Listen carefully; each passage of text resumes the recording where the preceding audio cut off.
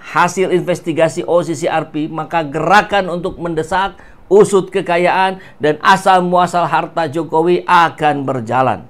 PPATK, BPK, KPK, Kejagung, bahkan kepolisian ditekan oleh publik untuk memeriksa. Dilihat dari ilmu pengetahuan sosial, ini adalah dinamika yang biasa saja.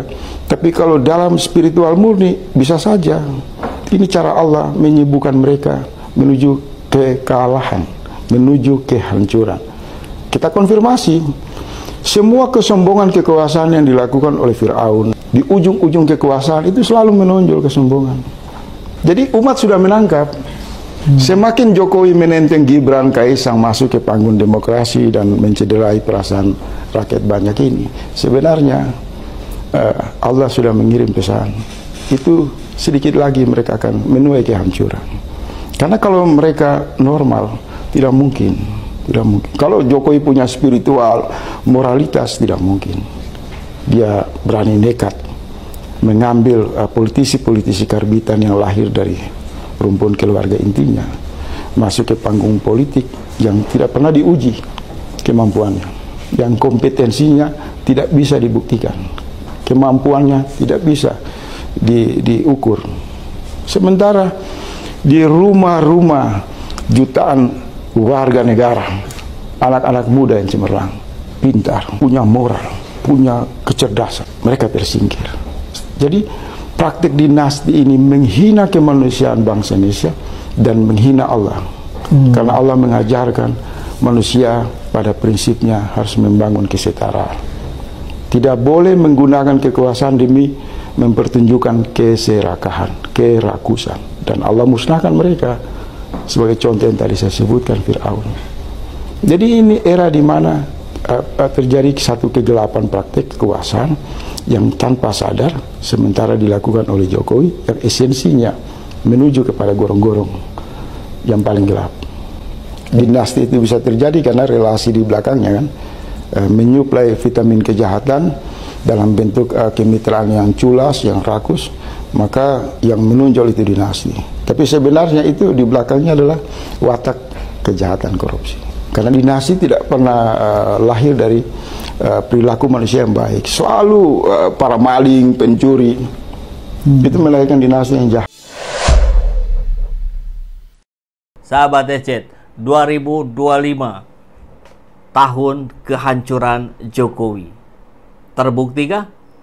Saya kira indikatornya mengarah ke sana dengan amat sangat kuat sekali. Kata penguatnya banyak ya.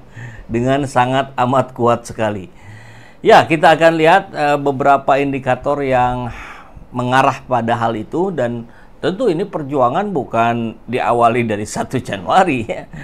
Bukan juga dari 1 Januari 2023, tapi dari tahun-tahun sebelumnya kita sudah perjuangkan ini untuk menunjukkan adanya keadilan bagi rakyat Indonesia. Gitu ya.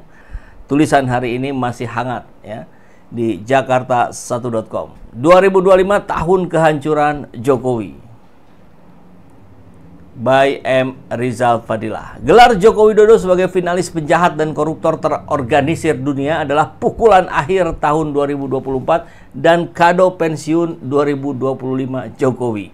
OCCRP seolah mengantar lengser presiden yang hobi bohong dan serba palsu ini dengan ucapan selamat jalan koruptor dunia. Di dalam negeri, Jokowi ditampar MK lewat presidensial threshold 0%. Rekayasa mengangkat dirinya sebagai presiden 2 periode dan anaknya menjadi wapres melalui presidensial threshold 20% telah berakhir. Patut kita syukuri ya, alhamdulillah. Keluarga Jokowi semakin tidak bermasa depan dan bakal dikejar oleh dosa politik di masa belakang. Kalau bicara threshold 0%, maka ya Kaisang juga berhak. Nanti diusulkan Kaisang sebagai calon presiden oleh PSI. Nggak apa-apa. Nanti saya yakin 2029 rakyat makin cerdas, rakyat makin melek media sosial, bahkan sampai ke desa-desa yang biasanya habis oleh politik uang. Saya kira ini akan tergerus oleh kesadaran berpolitik rakyat Indonesia. Saya yakin sekali itu. Wajah lesu Jokowi ketika menanggapi vonis OCCRP adalah sinyal akan berakhirnya masa kejayaan Joko Widodo di panggung kekuasaan. Meskipun mencoba mencari pegangan, namun semua mulai enggan dipegang. Awalnya PDIP yang memecat Jokowi, Gibran, dan Bobi. Lalu 9 naga pindah majikan. Tinggal Prabowo yang bertahan dan masih mahir bersilat lidah. Belum ada tanda-tanda Prabowo mandiri dalam arti lepas dari ketergantungan pada Jokowi.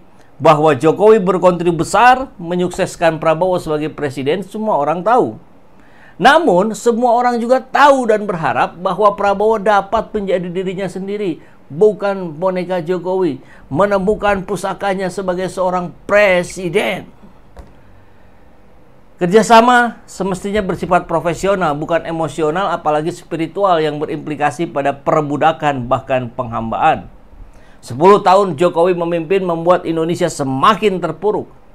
Pasca lengser, Jokowi masih mencoba menggeliat, namun bakal sulit untuk mampu berdiri tegak. Tahun 2025, penghukuman bermula dan akan bereskalasi.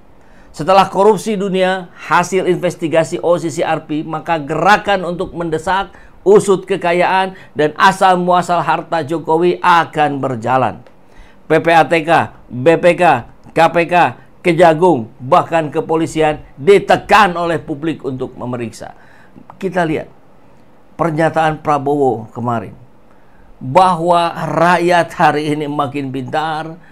Kita harus segera membersihkan diri sendiri sebelum dibersihkan oleh rakyat. Artinya, Pak Prabowo sudah sangat mengerti persis bagaimana kekuatan rakyat dalam bermedsos. Jadi jangan juga hari ini dianggap, sebagian masih ada yang menganggap sepele. Wah, jangan keluar-keluar di medsos doang dong, turun ke lapangan. Lapangan mana? Anda mau demo 50 orang, mau dihabisi di jalanan. Justru kekuatannya di media sosial hari ini. Maka manfaatkan itu dengan efektif. Berbagai bantahan Jokowi dan buzzer justru mendorong pembuktian. Ya, adalah beberapa ya yang langsung keluar-keluar, mulai dari siapa? Fahri Hamzah, kemudian Noel, termasuk Irma Suryani. Sudah kita bahas di video sebelumnya. Lembaga-lembaga Corruption Watch terangsang dan akan semakin galak.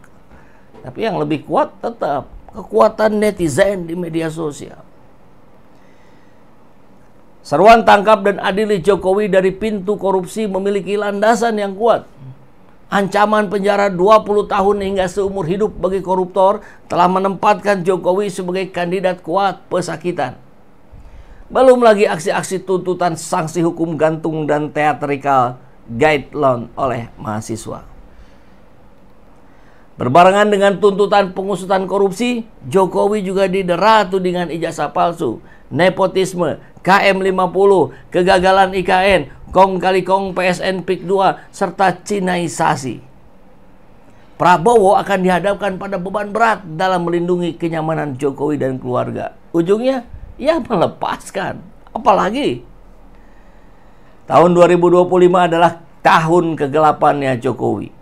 Dua persoalan yang mengancam, yakni pertama, koalisi partai memudar dan rontoknya kepentingan relasi atas Jokowi. Gibran bukan lagi perekat, tetapi kanker yang cepat atau lambat harus diamputasi. Keluarga Jokowi menjadi pusat diagnosa penyakit bangsa. Kedua, oposan Jokowi bertambah dan menguat, termasuk orang dekat yang melompat. Gumpalan oposisi semakin kuat, berani mendapat siraman minyak dari OCCRP. Partai-partai baru bakal muncul melihat momentum dan terpicu presidensial threshold 0%. Tahun 2025 adalah tahun keputusasaan Jokowi. Lebih mengentalkan spiritualitas diri melalui dunia klinik dan mistik.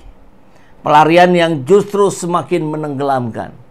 Jokowi adalah kisah anak manusia serakah yang bertopeng kesederhanaan, keluguan, dan simpati palsu.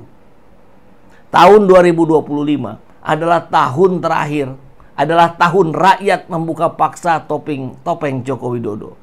penutup wajah buruk dari sang penjahat yang tidak punya rasa malu. Saatnya melawan dan memberontak. 2025 adalah tahun kehancuran Jokowi.